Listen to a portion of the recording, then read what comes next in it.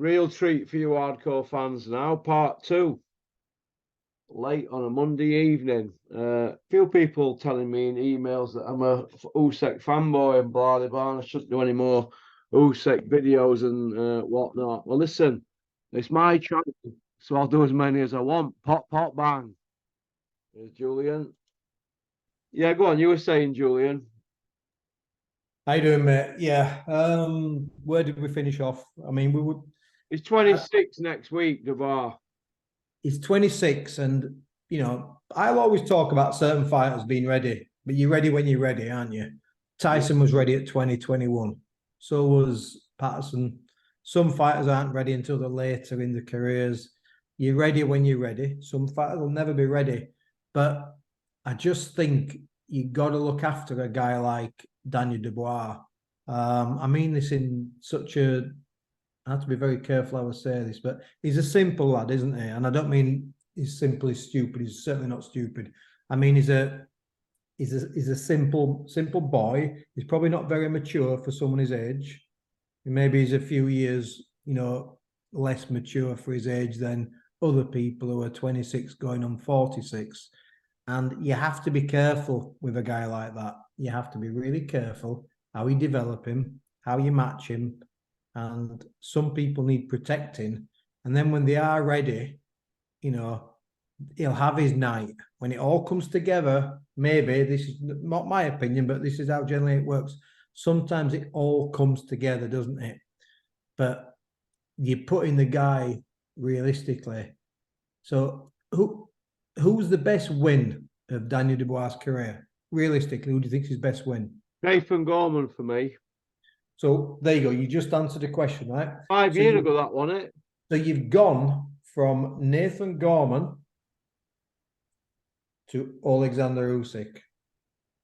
I mean, that is not even a measurable leap, is it? It's a quantum leap.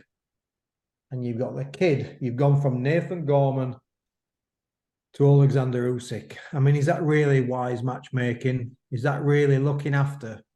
Because he's a nice kid, isn't he, Dubois? He's a lovely kid. Sorry, it was 4 year and 1 month ago, Nathan Gorman, sorry.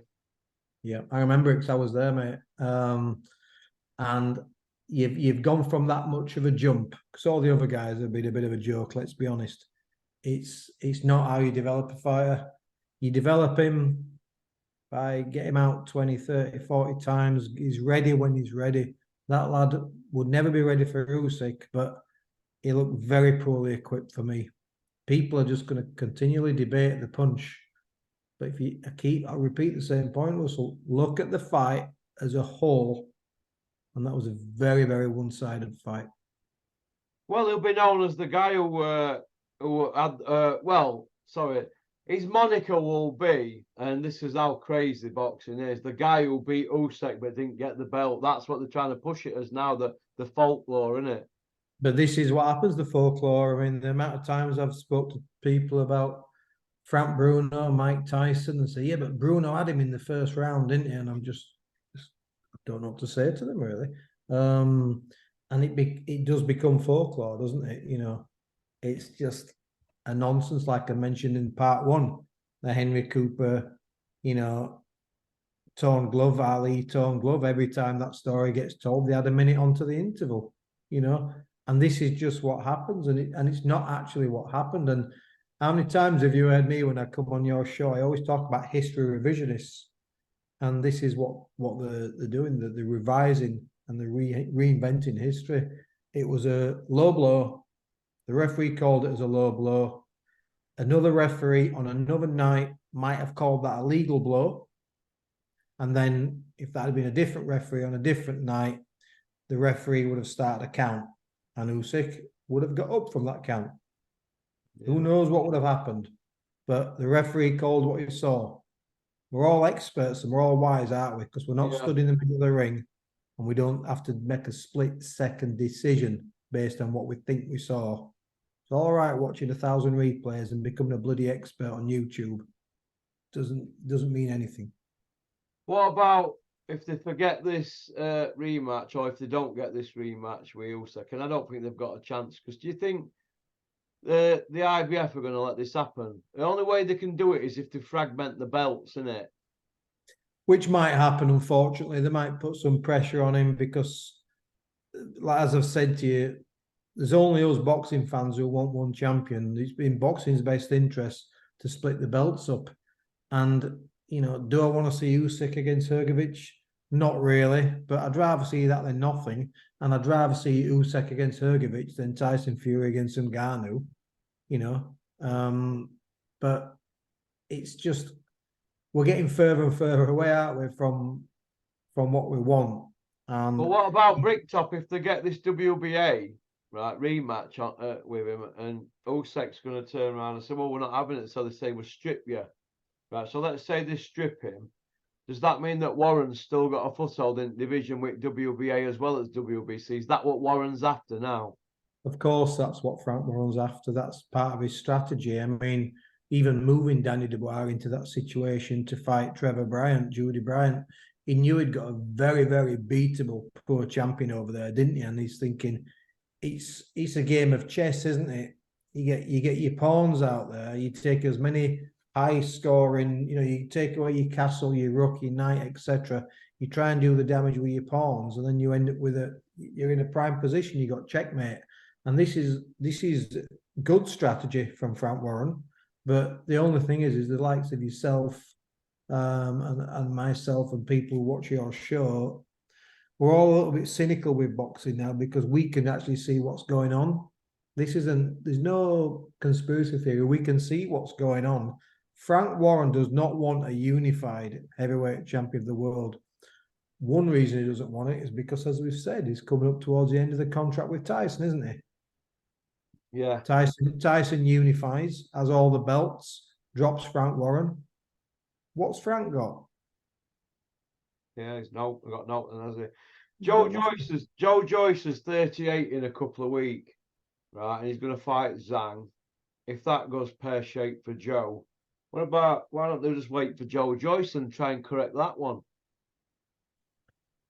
And that's the thing, isn't it? You see, they've got.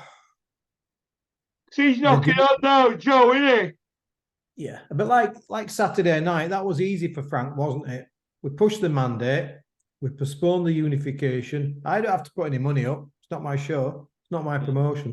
Yeah. It's lazy, really, isn't it? You're not really developing your fighter. You're not really trying to get home advantage. It's pretty lazy, really. And to win a purse bid for that fight might not have been that hard. You know, if Warren had a really fancied going for that one, he might have got that purse bid. So it just shows, doesn't it? It shows what he thinks of Daniel Dubois, but he knew there was always a 1 in 100 chance that Dubois would win that. And just if he did win it, then he's got an easy unification to make. He can just get Fury will just wipe out Dubois and everybody's happy again. But it's so political, isn't it? And it's so strategic. It's just not much fun at the moment, mate, is it? And that's the problem that you and I and a lot of other people have with this, is it's not as much fun at the moment. And, you know, I'll say the same thing over and over and over again, right? We don't want to see Tyson Fury fight an MMA fighter. Once he's dominated and unified and he's 4 or 5 bigger names on his record, Tyson Fury can fight whoever he wants. We don't care, like Floyd Mayweather did. Yeah. But he's literally still only made 3 defenses of his heavyweight championship in 7-8 years since he won it, right? And I had a short retirement. We've got Danny Dubois, who landed 1 shot on the borderline against Usyk, got taken apart, got destroyed.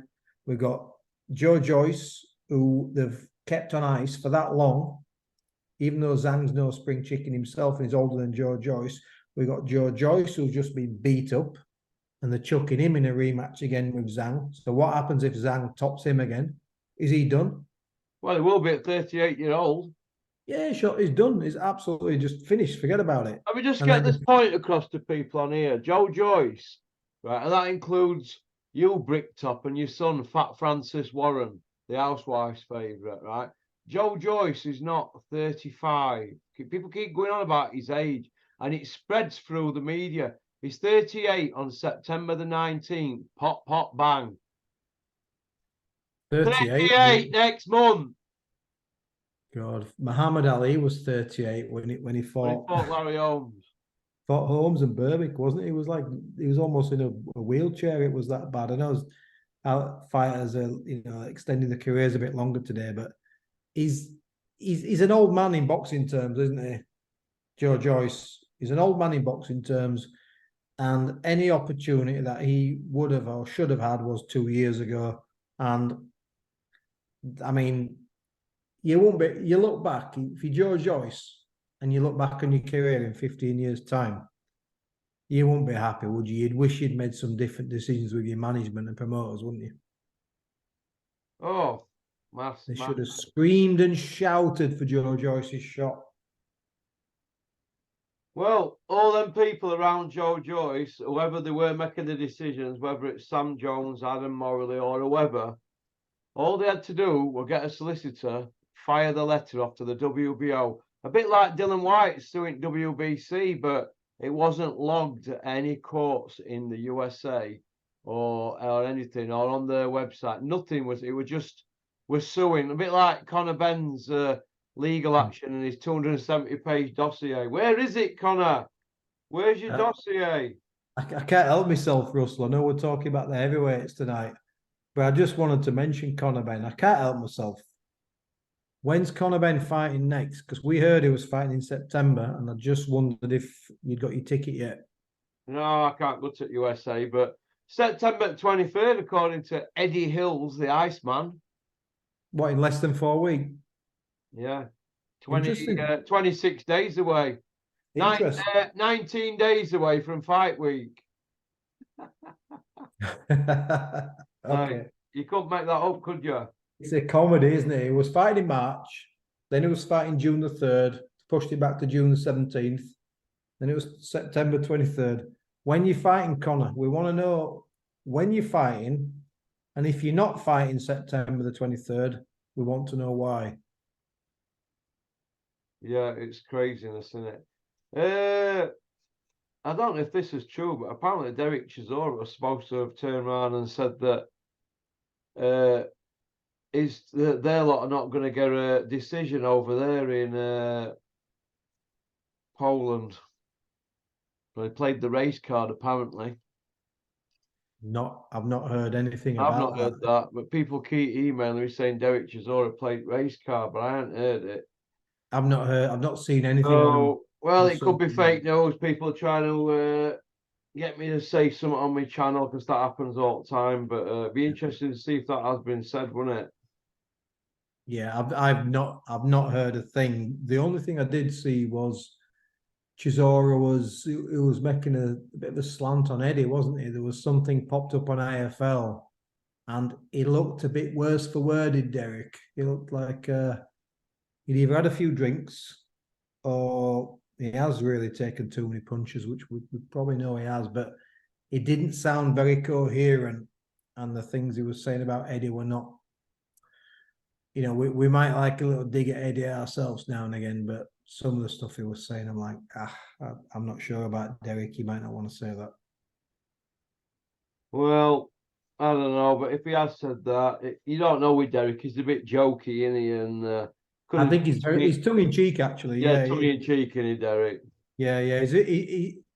He's one of those people who says naughty things because he knows he's going to get a reaction out of you, and he's been clever in the way he's marketed him himself, hasn't he, over the years? So, I'm sure whatever Derek says, he wouldn't mean anything malicious by it. He is a bit tongue in cheek. Yeah. Well, Derek's 40 in a couple of months. Do you think he'll fight again? I don't think he can help himself, can he? I mean, listen, what it boils down to is this, right? You and I don't think he should fight again. I like the role that he's got now working with Skills Challenge in Dubai. He seems really at home the last couple of years. I know he's had a few fights, but Derek will do what's best for Derek, but it might not be the best for him kind of in terms of his health, but it's up to him what he does. It's not up to you and I.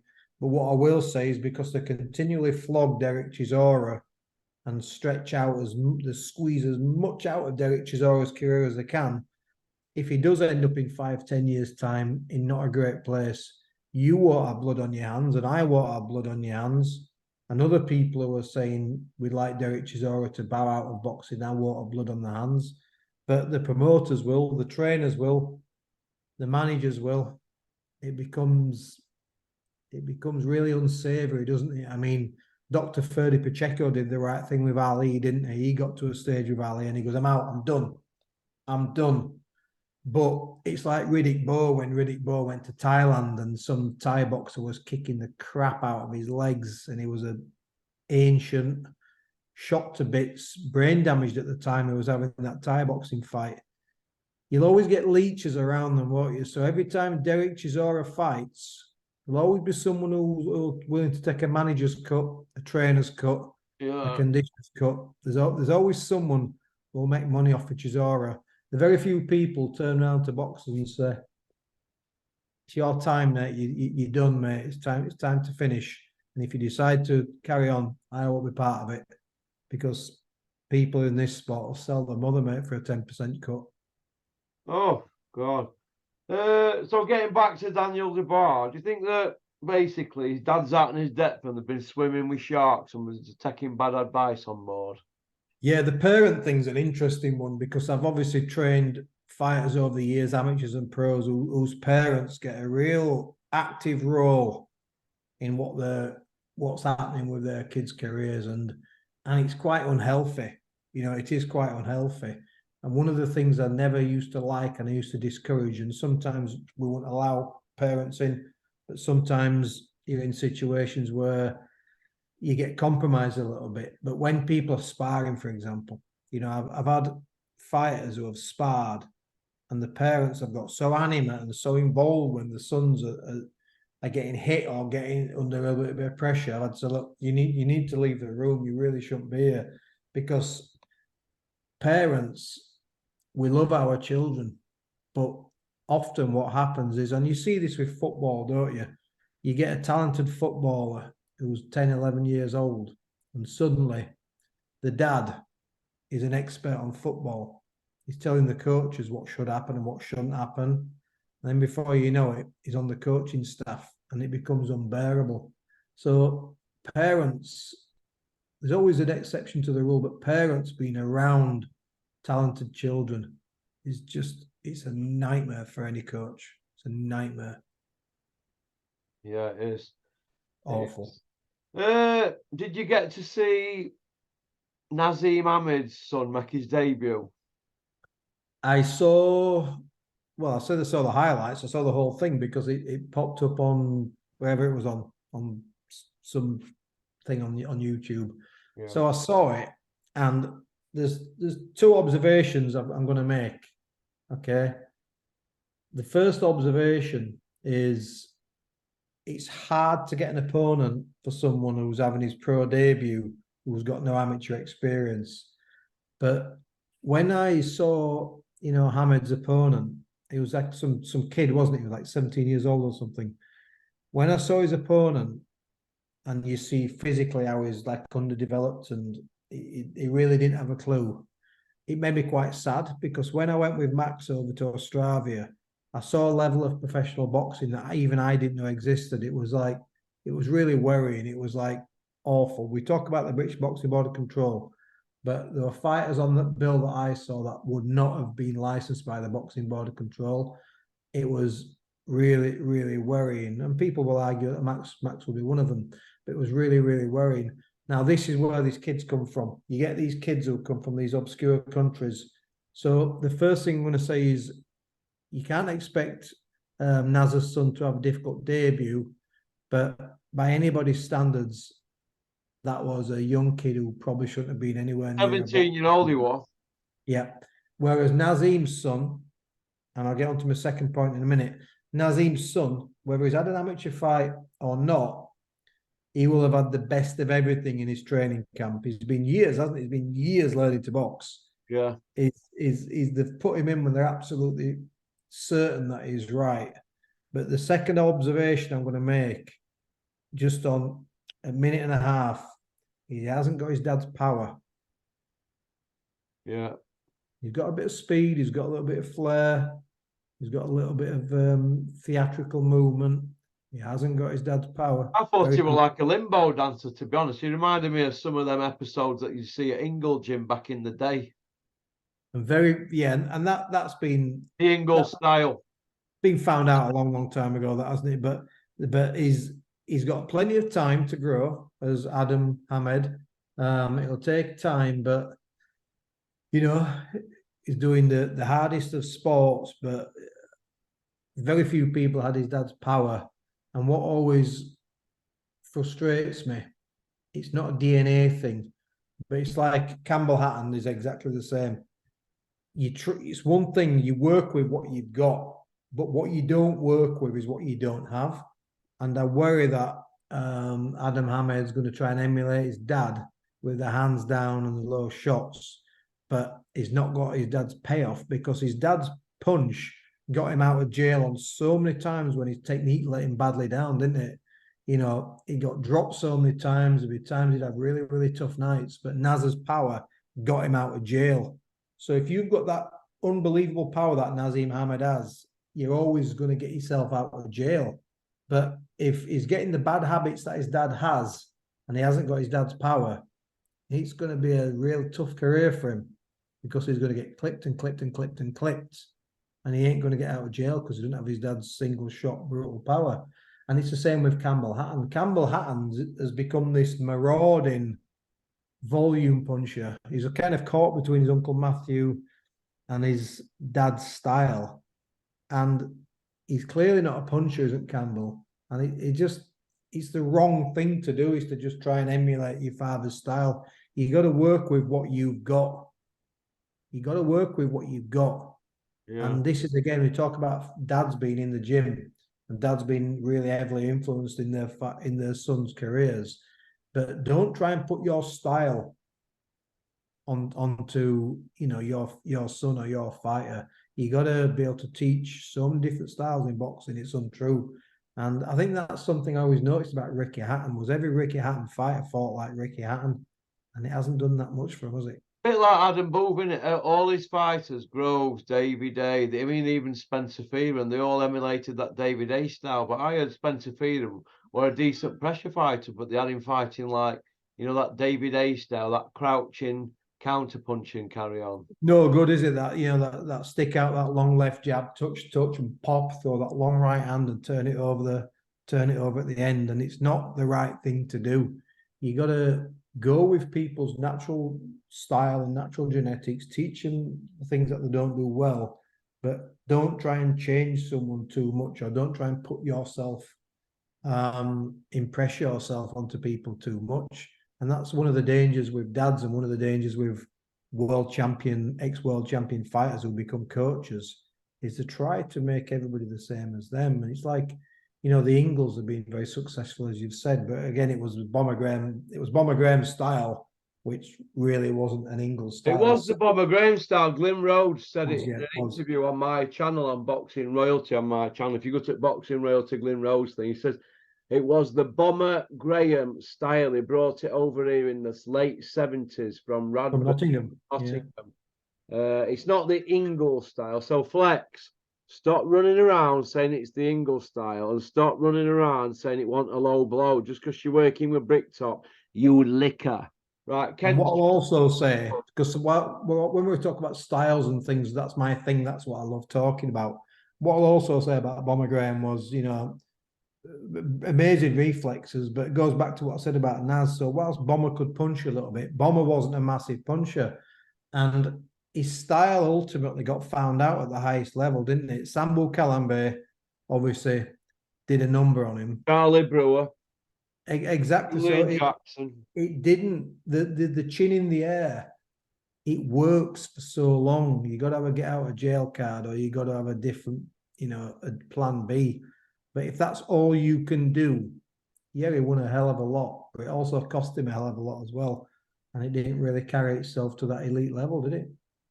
Yeah, well, Kent's just sent me that. I'm just going to play this clip for the Porky followers. Hang on a minute. Yeah.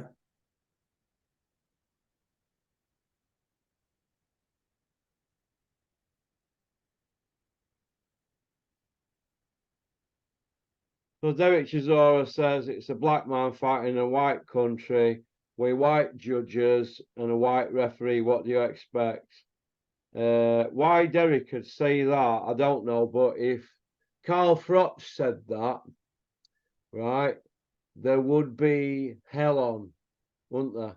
Or Tyson Fury, if they'd have come out and said that, and boot on other foot, there'd be riots, wouldn't there? On social media. Well, you've known me long enough, Russell, to know I don't sit on the fence, but there are certain conversations for reasons I've mentioned to you before. You know, I can't have conversations. That is probably the first time I'm not going to comment. Yeah, everybody's scared. Well, I'm not saying you're scared to death, but it's all right for Derek to say that, isn't it? But yeah, I see where you're coming from. Let's not go down that route. But cheers for that, Kent. We'll give Kent a big up. He's on the ball. He don't miss out, Kent, does he? I'll also say, Ken, I've watched your interview with Russell the other day. Kent's really funny, actually. His encyclopedia of facts and knowledge, and he'll talk about something what happened on July the 12th in 1979 at the King's Hall in Belfast. It's bloody amazing how he pulls his stuff just out of his memory bank. But Kent's coming into his own. He's a guy who understands boxing, and I do like listening to you, Kent. And at some point, me, you, and Russell will go out for a drink, mate. But we'll meet up. I know logistically it's not easy, but Kent's a good guy, mate, and I like when he comes on your show. I always have a listen to him. Yeah, he's a good guy, Kent. He looks after his mum as well. Just lives with his mum. Bless him. You know my view on that, mate, don't you? Anyone who doesn't look after the mum and the sister and the kids, they're not a man. So he's an absolute man, is Kent. Yeah, he is. Getting back to this Undisputed. I thought all roads led to Undisputed. I know we keep banging on about it, but if they split them up, the belts, and Tyson rematches and Ngannou, we're back to a situation where it were like the Vladimir years, aren't we? You know, I guess it's like you. It's like, you know, right, that you're not everybody's cup of tea because you speak the truth, all right? Or what you view to be your truth, yeah? You know, we get things wrong. We're not right on everything, but you speak the truth, and people in boxing don't like speaking the truth. But I guess if you're a promoter and you're a manager and you turned around and you said, look, I'll give you an example. So I like Joe Calzaghe. Joe Calzaghe was a brilliant fighter. But if Frank Warren had said at the beginning of Joe Calzaghe's reign, when he beat Eubank, what we're going to do, we've no intention of fighting the Nuns, the Tonys, etc., the Hopkins. We've no intention of fighting those guys at the moment. We've got this WBO belt now, and we're going to milk it for as long as we can. We're going to bring over as many bums as we can, but we'll keep name dropping other fighters who don't want to fight us. If he was being honest, right, who's really going to be that interested in watching Joe Calzaghe? Nobody. So they have to say this, don't they? I'm not defending them. I'm just saying it is. They have to say, we want Undisputed. We tried to make that fight. Because do you not think there's an irony, Russell? Okay. You've got Eddie Hearn, Bob Arum, Frank Warren, right? You've got all these players. All liars. But these are all some of the most experienced promoters in boxing for the last 10, 20. Massive. That's a diplomatic word for that lot. But do you know what I'm saying? Are you telling me deep down they couldn't have made an Undisputed? Of course they could. They put Agler Earns on, didn't he, Aram? He put Froch Groves on, Eddie, and that's the point. Groves hated each other. It's not in the best interest for them to do that. Because at the end of the day, if you promote the Undisputed champion, then you've got 2 or 3 promoters then who don't have a champion. Yeah. So there's nothing in it for them. Whereas if you, like you say, if Fury walks and does his own thing, but Frank Warren manages to get, Usyk stripped of the WBA and he can pop him in against some absolute muppet, then he has a piece of it, doesn't he? And then he can keep talking about Undisputed. But nobody wants to know what the absolute truth is. And the truth is They'll always do what's best for themselves, and they'll squeeze as much money out of it, any of these situations, as they can, until they get to a stage where Joshua and Fury, for example, Fury might have a couple of losses on his record. Joshua might have 2 or 3 more losses on his record, and they'll get to a stage where they know they could probably still sell that fight, like Khan and Brook. Yeah, but that can't Khan have and Brook was massive. on it. It was massive, but it were over. It were 2 old men going at it. One. Oh, there were 2 old men, but it was still pay-per-view. They got paid massive money, and they filled out the arena. There was still a massive amount of interest around that fight. I mean, Manny Pacquiao, when he fought Floyd Mayweather, But the record, it broke records, didn't it? yeah, and Manny Pacquiao had been knocked cold by Marquez. It was a sickening, horrible knockout. And he's had some patchy form, and Pacquiao hadn't knocked anybody out in bloody years. But they still made it because there's some fights that are just always going to be there, Russell. It's a little bit like the Eubank Jr. Conor Benn thing. You know, they're even saying after he's fought Liam Smith this weekend, let's do the fight. Now, let's just say Liam Smith, as expected, beats Eubank Jr. again. That Eubank Jr. who's been massively exposed again, beaten again, proven he's not really that great, but yet it's still be a massive fight against Conor Benn. There's some fights are just always going to be there, and I truly believe that. I don't think it matters, you know, what happens to those fighters in the next few years. Some fights are always going to be there, and the greedy, they're gonna. You look at Fury. I'll try and get Fury 5 more fights where I can make 20 million profit. If I get 5 fights at 20 million, I've got 100 million. But if we just do one massive fight and I make 50 million, it's half the money, isn't it? It's just mathematics. It's as simple as that. There's no interest. I genuinely don't believe Eddie Hearn and Frank Warren have really tried to make that fight. All right, then. Well, what about all these daily bulletins on TalkSport, where one day it's Bricktop, one day it's Eddie Hills, and it's just waffle for the sake of waffling? Are the media the problem for giving these people platforms? Because they're obviously blatant liars and bullshitters that are just stringing everybody along, and it dragging out and dragging out and dragging out. And it's got to a stage now where we're going to close 2000, and because effectively now 2023 is done. Oh, it's done. So Fury and Yeah. Josh were doing anything now, innit? And Wilder, all that's done now.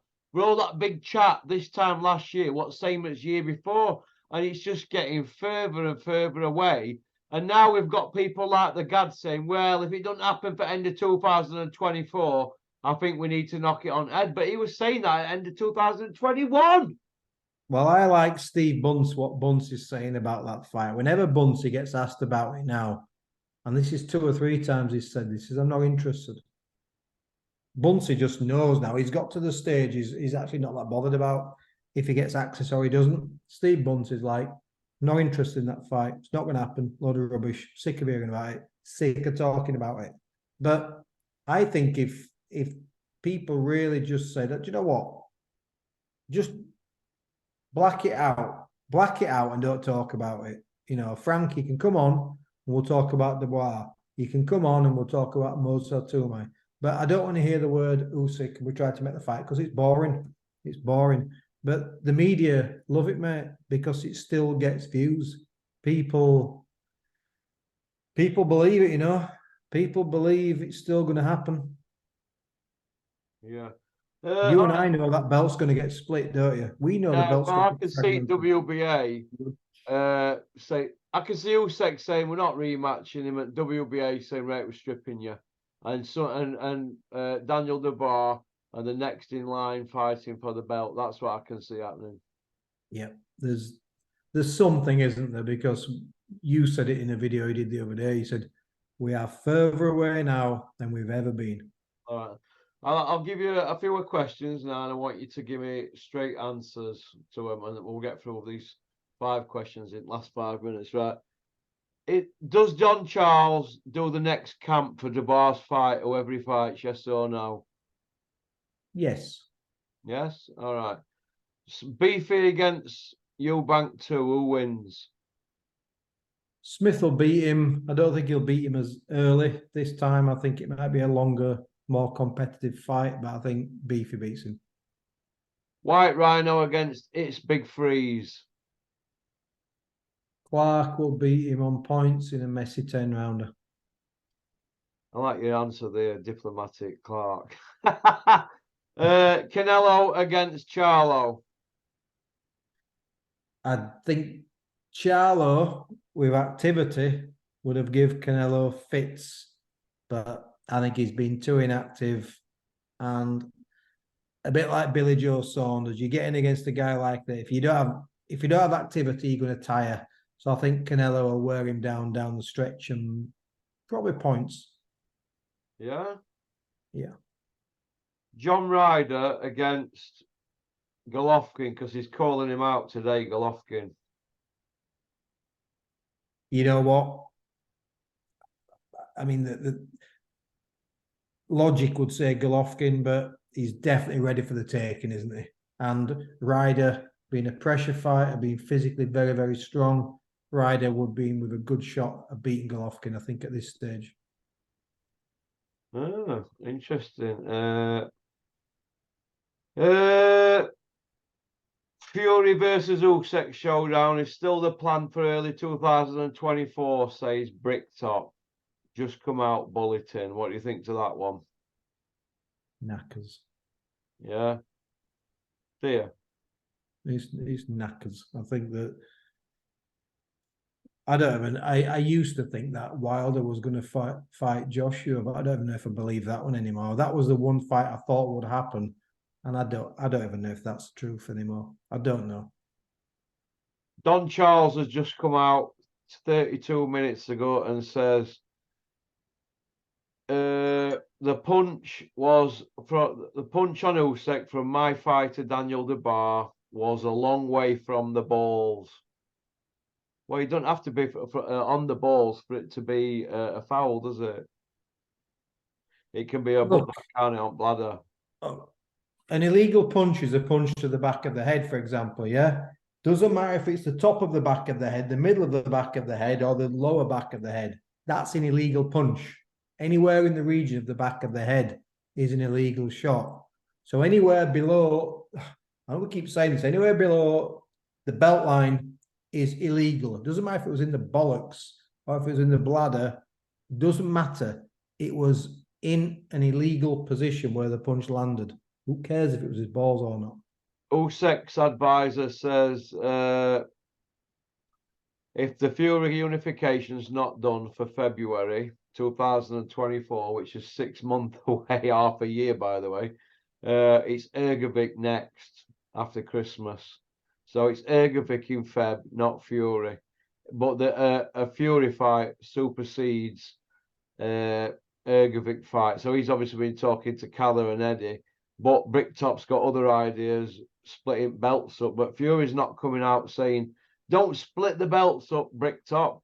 I want to fight Usyk for all of them. So none of them really care about this undisputed, do they really? We're just being strung along, you're right. I'll tell you what won't happen, but I'd love it to happen. Usyk, we get very, very few heavyweight champions who retire undefeated, don't we? It just doesn't happen. He might walk away. I'd love him to say, look, I'm 37 soon. I've achieved everything that I set out to achieve. The undisputed fight, unfortunately, is not going to happen. And I'd love him to just walk away, enjoy the rest of his life, and he'd be just boxing royalty, wouldn't he? He'd be boxing royalty like rest of them. Boxing royalty. I'd love him to walk away. Yeah, I would. It's Usyk's promoter's just come out now, 1 minute, 2 minutes ago now. The belly button line is the line. Anything lower than that is a low blow. We all know about that. Ergovic's promoter Sauerland says Usyk's shown signs of slowing down against Dubois. He's just trying to G his own guy up. It's they're all protecting the men. Sonny Edwards. This is quite refreshing. Bam Rodriguez has lots of hype. I'm going to make him look silly. Sonny wants that fight. He's been calling for it. I'm warming to him a little bit, although he's a bit annoying on social media, but he's backed everything up he said, hasn't he? I like Sonny Edwards. I met him once, an amateur show. My son Joe's got a photograph with him. He was with Grant I think Smith. we nearly out of time, 20 seconds. Yeah. Sonny Edwards I like. He's a breath of fresh air and he speaks his mind. So I got nothing against Sonny Edwards whatsoever. Brilliant. Well, listen, you've been a gentleman. Sorry to keep you on so late. Have a great evening. Why not? You take care. Take care, Russell. Peace Cheers, out. buddy. Bye-bye. Bye-bye, mate.